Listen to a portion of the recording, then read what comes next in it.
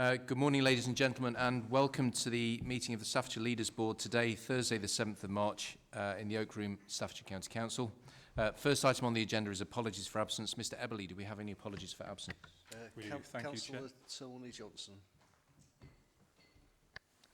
Thank you, Chairman. Apologies received from Councillor Simon Tagg, Councillor Doug Pullen, Councillor Tony Johnson, Simon Fletcher, Pat Flaherty, Tim Clegg and Dave Haywood. For the record, we have substitutes for those that are absent. So we've got nearly a full house with the exception of Lichfield District Council this morning. So you're all very welcome and thank you for attending. The second item on the agenda is, no, sorry, I've got to do this one as well. It's in red and in bold. So I would like to take this opportunity to start off with to welcome Stoke-on-Trent City Council into the meeting. Councillor Ashworth and Mr Rouse represent as leader and chief executive of Stoke-on-Trent City Council, representing that authority in the room. It's fantastic to have Stoke-on-Trent City Council joining us, and although this isn't a formal arrangement yet, work is underway to amend the constitution to allow Stoke-on-Trent City Council to be part of the leaders group. There is a clause in our current constitution which allows me to exercise my authority as chair of this meeting to invite the leader of Stoke-on-Trent City Council to attend, and this is in advance of formal amendments to the constitution which I understand are well underway. So, Councillor Ashworth, you are very welcome. Is there any words you'd like to say before we get going? Thank you very much, Chair. Yes, hello everybody. Yes, we're the people from Stoke-on-Trent City Council who join you for the first time in a long time at a formal meeting, and we're very pleased to be here. Thank you very much, Chair.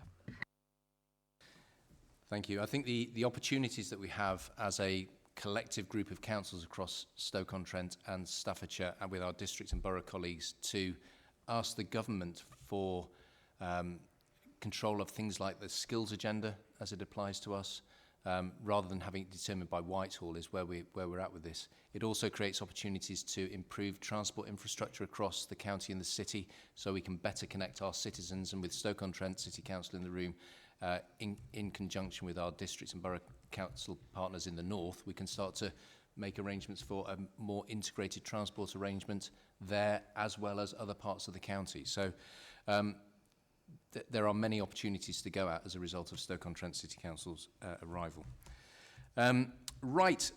Second item on the agenda is the declarations of interest. Does anybody have any declarations of interest?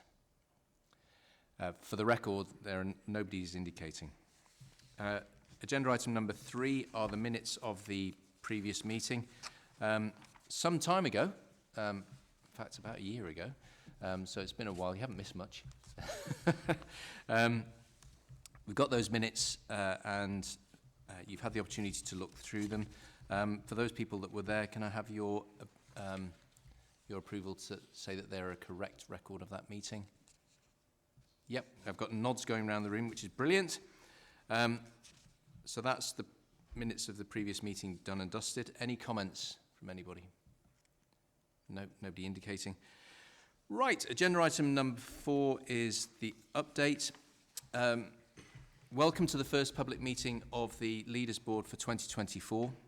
The purpose of this board is to maximise the opportunities for all councils we represent and the people and businesses we serve. We also welcome some new leaders from across the districts and boroughs since our last public gathering, and we look forward to building on our strengths and successes, and it is going to bring us even more opportunities to work on our challenges together and focus on the priorities ahead of us. Today is an opportunity to reflect on the strides we've already made as we look forward towards further shaping our priorities for the next 12 months. Growing our economy remains high on the board's agenda, and together we have a track record in creating the best conditions to support economic growth and new employment opportunities across the county and city borders. Nationally, important employment sites such as the I-54 South Staffordshire and Keele University Science and Innovation Park are just 2 of the highlights. Working collaboratively, we are also now delivering significant investment into Staffordshire through the Future High Streets Fund, Town Deals and Levelling Up Fund. The Stafford Station Gateway Master Plan won backing from the government towards the end of 2023 after securing £20 million funding bid, with the Secretary of State for Levelling Up Housing and Communities visiting the county town to hear for himself about the plans. Government also recently announced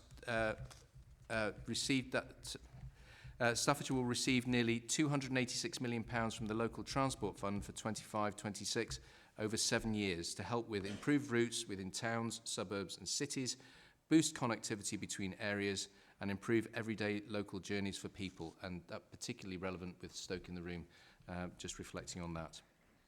This spring, together with major employers, world-class research organisations and the public sector, we're also calling on the Chancellor to back the 5500 campaign, a unique opportunity to promote growth and innovation and decarbonisation along the A50-A500 corridor across the north of the county and the city of Stoke-on-Trent. Only last week, Member of Parliament Kate Kniveton hosted a well-received parliamentary event to highlight the plans, at which myself and Councillor Ashworth were in attendance. And we were both absolutely delighted to see the Secretary of State for Transport spend half an hour of his time meeting and greeting major employers along that corridor area. Toyota, Rolls-Royce, Alstom, JCB, all major employers who will benefit from investment in the A50-A500 corridor, and the collaboration across cities and counties along that corridor has been absolutely tremendous. Our One Voice approach continues to be a powerful resource for helping deliver our ambitions. When we considered the government's opportunities around devolution back in 2021 and 2022, we recognised that a formal joint committee, this Leaders Board, would give the collaborative voice we need to speak to central government. It's also provided a foundation for exploring the potential of a county deal. So, if and when the time is right, it would enable us to work with government on how powers are devolved into local hands. Since it was established, this board has also worked together on wider areas including health, a single front door on customer services across councils, a county-wide approach to tackling climate change and accommodating refugees and asylum seekers. We have always played our part in supporting people fleeing war and conflict, and it is hard to believe that the second anniversary of the war in Ukraine has recently passed. As a board, we want to ensure that we have the right resources in place to support those looking to be housed in the county, both in the short and the longer term. With the Home Office moving away from using temporary hotel accommodation, we are also seeking clarity on what this means for areas like ours. In reflecting on our progress to date, and with this foundation as further work is taken forward to refresh our priorities for the next year, we want to maximise our opportunities for our joint approach and the benefits for the county and city of Stoke-on-Trent for the people who live and work here. Now on to today's agenda, where we will hear in detail our progress to date and reflect on our joint and continued ambition to collaborate and help unlock some of our most important challenges together. That's my update complete. Anybody wanted to make any comments before I move on? No, everybody happy to move on to the next agenda item? Can I get a nod? Right, the progress review. You have that progress review in your pack. And what I'd like to do is just ask for leaders and chief executives to consider the progress that we've made to date, and note the work is underway to shape the board's future priorities, building on the strong foundations and progress we have shared today. And what I'd like to do is just go around each area and perhaps get other people to talk to it, because I'm sick and tired of the sound of my own voice, to be honest with you. And so if we just go, I suppose, page by page, if that's convenient. Just talking about climate change. Any comments on the climate change progress? Nobody indicating at the moment. Waste. Any comments on waste? No comments there. Economy? No. Health inequalities? No comments there. I'd just like to perhaps briefly touch on health inequalities.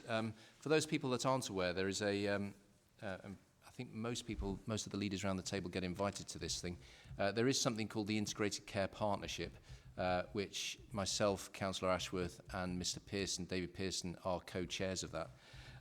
It is an opportunity to sort of examine the progress that we are making on life course. I hope we are able to make significant progress on that agenda.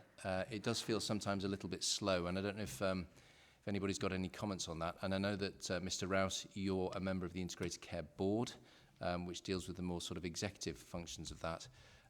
We know there are some challenges that we face around health and care in Staffordshire and Stoke-on-Trent, and I do hope that we're able to address those through the current structures that exist. It isn't our intention at all to duplicate any of that through this group, but I think it is important that we continue to put pressure on those people that are responsible for the delivery of health and care to make sure that our citizens are able to access health services in a timely way, that waiting lists are addressed, that frail elderly pathway it resembles something which is, people can move through quickly or as quickly as possible.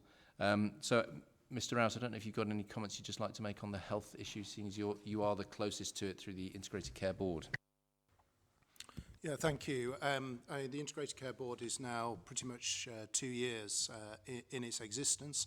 And I think starting with the positives, I think the first is that there is really strong collegiality between the organisations, the executives and non-executives, stroke counsellors who are involved in the work of the Integrated Care Board, which, let's be honest, hasn't always been the case in Staffordshire and Stoke-on-Trent in times past.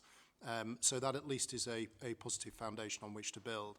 I think there has also been positive steps, a bit like this board, in terms of those individual executives and members stepping up into leadership roles. I lead, for example, on children's health, and others have stepped into other spaces on frailty, planned care, urgent care, mental health, and so on. I think what is critical now in terms of, say, the next 18 months is all of the positive foundations that have been put in place must now turn into delivery. And that means that we need to see tangible progress in terms of improvements in access to primary care, particularly, obviously, general practice. We need to see further improvements in terms of mental health provision for our children and young people, particularly within schools and communities. For our older people, we need to see faster progress in terms of support for those older people who are starting to experience frailty to prevent them from unnecessarily being admitted to hospital. So I think those are some of the things that we will be looking for as local authorities from the Integrated Care Board and partnership over the next 12-18 months. The changing demography across the county and the city provides the health system with a challenge. And if I think particularly of, say, Stafford Borough, you have a growing and ageing population in Stafford Borough, which will require different health needs. And I think we need to be anticipating that and putting in place or helping our health colleagues identify those services that will be needed in the future, given the growth that you have within your borough in particular. Any comments on that, Councillor Godfrey? Yes, I agree. We need all the healthcare facilities we can get in Stafford at the moment. So we used to have a thriving district hospital, but unfortunately that's been downgraded over the years. So we do need more input into our health services in Stafford. But hopefully, with the improvements that's happening in Stafford and the new housing that's coming in, the new employment opportunities that will be coming along shortly, the regeneration of the town centre, hopefully more young people will be coming here or staying here. So hopefully the demographic might change a little bit and we become a young town. So we do have good local authority representation at Integrated Care Partnership level and also Integrated Care Board level. To make sure that our voice and our concerns are heard by our health colleagues. I would ask leaders around the table just to, if you do have particular issues that you want raising, Mr. Rouse into the Integrated Care Board, Mr. Flaherty, and myself and Councillor Ashworth would be your points of contact through those relevant bodies if necessary. That's health. Anybody else got any observations on the health front? No. And then economic growth. The UK real estate and UK REEF, I have no idea what that actually stands for. It's a big shindig in Leeds in May, and it's an absolutely wonderful opportunity to showcase what Staffordshire and Stoke-on-Trent has to offer.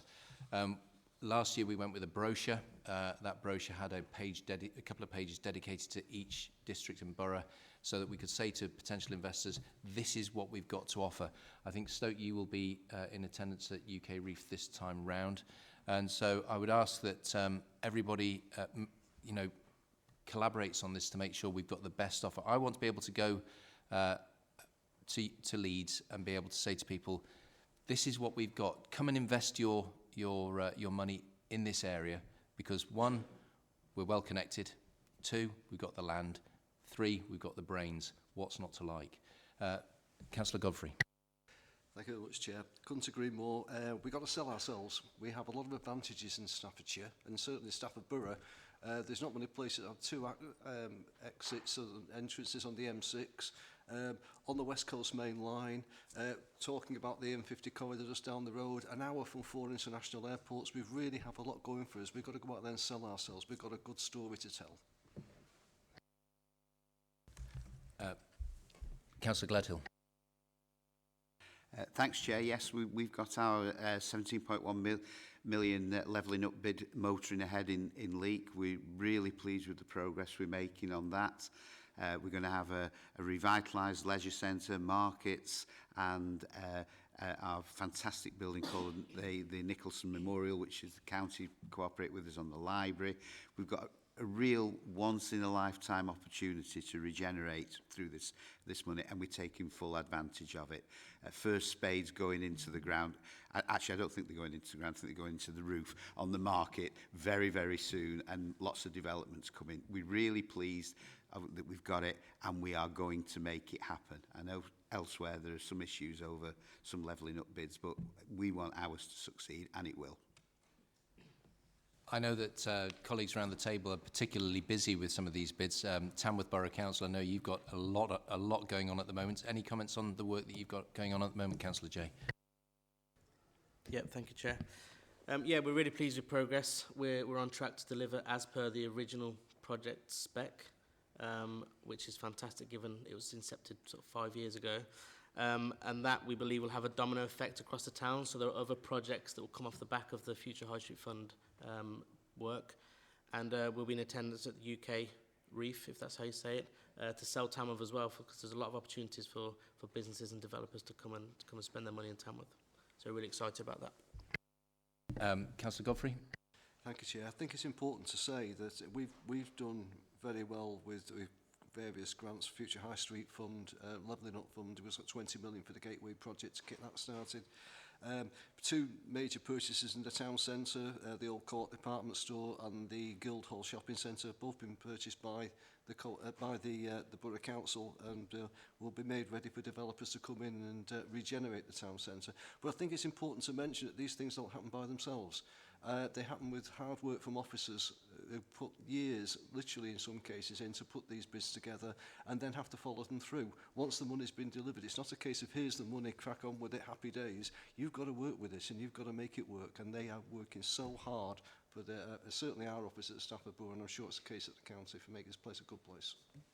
And every time I go through Stoke-on-Trent City, I see cranes. So plenty going on in Stoke at the moment. Thank you, Chair. Yes, that's right. The flagship project, the goods yard, which I think is the one that you can see, which is near the station. Fantastic new apartment blocks, which will be state-of-the-art modern apartment living when it's ready. Last time we looked was ahead of schedule, so we're pleased about that.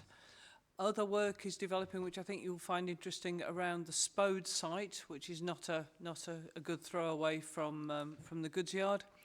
There we're hoping to be able to create a really vibrant new cultural, developing the already existing creative tech industry that's based there. It's going to become a great cultural centre, and hopefully we'll be able to use that as a regeneration tool for much of Stoke town itself. Plenty of other things going on too, but they're the highlights.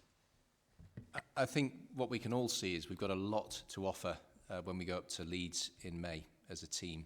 And the enthusiasm with which you speak of your areas is the sort of enthusiasm we need in May as we get those investors coming, because there's some sites that we've got. South Staffs, you've got a whopper, the I-54 site, and others, the interchange. Chatterley Valley, for example, another great site, an opportunity there. So plenty of opportunities. Councillor Lees. Councillor White. We have got the representation going to Leeds. Mr Mitchell, he's by the side of me. He's going to represent South Staffordshire at Leeds, and he's got the I-54 to sell the extension to the I-54. He's got ROF Featherstone, and by what you've just referred to, we've got the West Midlands interchange, which is one of the largest ones in Europe, which is going to create thousands of jobs over its period of time.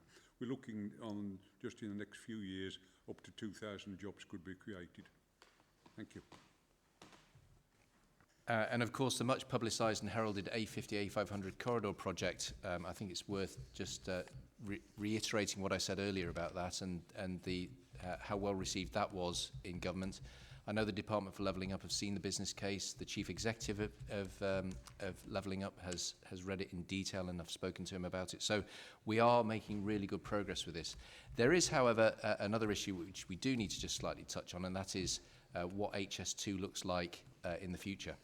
We know there's been a cancellation, and I also know, and I think everybody around the table knows, that the mayors of the West Midlands and Greater Manchester met to have a conversation about what they could do post-cancellation. Well, of course, any plans that they might have post-cancellation would involve the county of Staffordshire and the city of Stoke-on-Trent. And I think, really, it would be nice to be in the room. I'd rather, I don't want them to have a conversation about me without me. Do you know what I mean?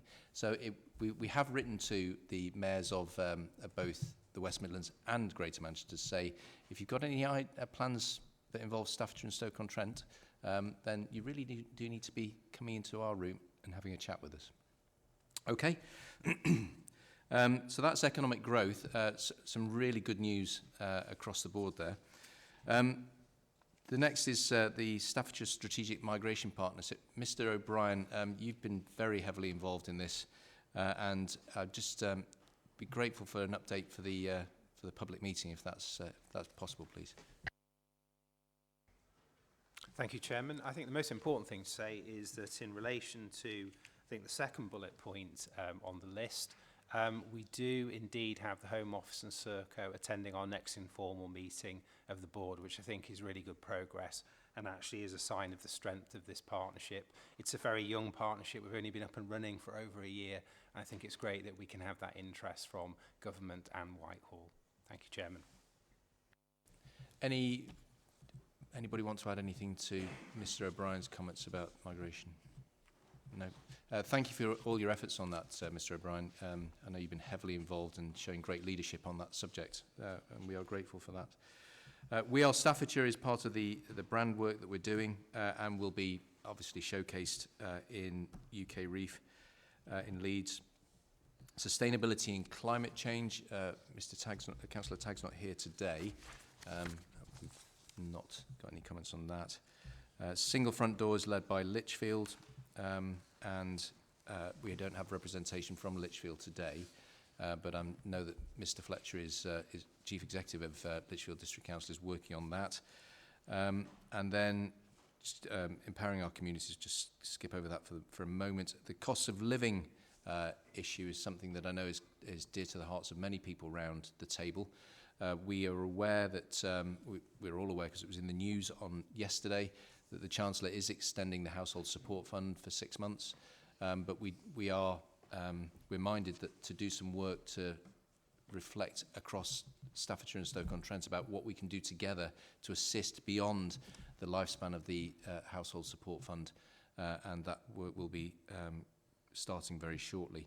Any comments on the cost of living section? We'll move on. No. So, making good progress across many fronts with leaders picking up portfolios to take forward and report back to this group as necessary. Thank you for all the efforts that you're doing. I do appreciate that if you're a leader or a chief executive of a council, it's a big job. It keeps you busy, and then you've volunteered to make an additional contribution by helping with the wider agenda that we can collectively achieve. So thank you for that. Are there any other comments on the progress review? No. So we've got, we are going to go, it's a separate agenda item actually, it's the cost of living update. We do have with us, if I can move on to agenda item number 6, Mrs. Mann is with us to do a brief presentation on the cost of living. So we're going to hand over to you and you can just take us through what you've got. Thanks, Catherine. Thank you, Chair. You will be aware that in December 2022, the Leaders Board agreed to establish a Staffordshire cost of living partnership group. And that was to ensure that partners continue to collaborate locally where appropriate, and that included sharing best practice and ensuring that our residents are signposted to all of the relevant support and guidance.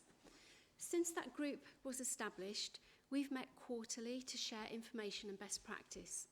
In section 3 of the report before you, there is a selection of some of the key initiatives and support which have been delivered and promoted through the partnership group, and these are highlighted. During recent partnership group meetings, however, it was noted that the updates that were being provided through this group also linked to the updates that were being shared as part of the Health Inequalities Directors Group meetings. As a result, the representatives who attend the Cost of Living Partnership Group and also the Health Inequalities Directors Group, because there's a real overlap, proposed merging the Cost of Living workstream with the Health Inequalities Directors Group to avoid duplication but to enable continued collaboration. This was raised informally at the Health Inequalities Directors Group meeting on the 11th of January, where it was agreed that a formal request would be made at the Leaders Board for your consideration. Therefore, the recommendations in the paper are that an agreement around the cost of living work stream and that would be merged and led through the Health Inequalities Directors Group so that we could ensure that joined up working but at the same time avoid duplication, and also agree that an information sharing platform for cost of living is maintained for all authorities so that we would have a dedicated Microsoft Teams channel to make sure that those initiatives are widely shared, and where possible we can then share that best practice. Thank you. Thank you. I'm always keen on minimising talking and maximising doing, and this rationalisation you're describing is, will secure that for sure. And I'm also concerned that for people listening to this or watching this, if we're doing a lot of talking and there's a lot of initiatives, for somebody who's struggling with cost of living, they just want to know where they're going to get the help from. And I think it's really important that we just remind ourselves of that, because for people struggling on a day-to-day basis, getting food on the table, knowing where to go for help is something that's really, really key. Does anybody have any questions or observations about the cost of living or what's been presented?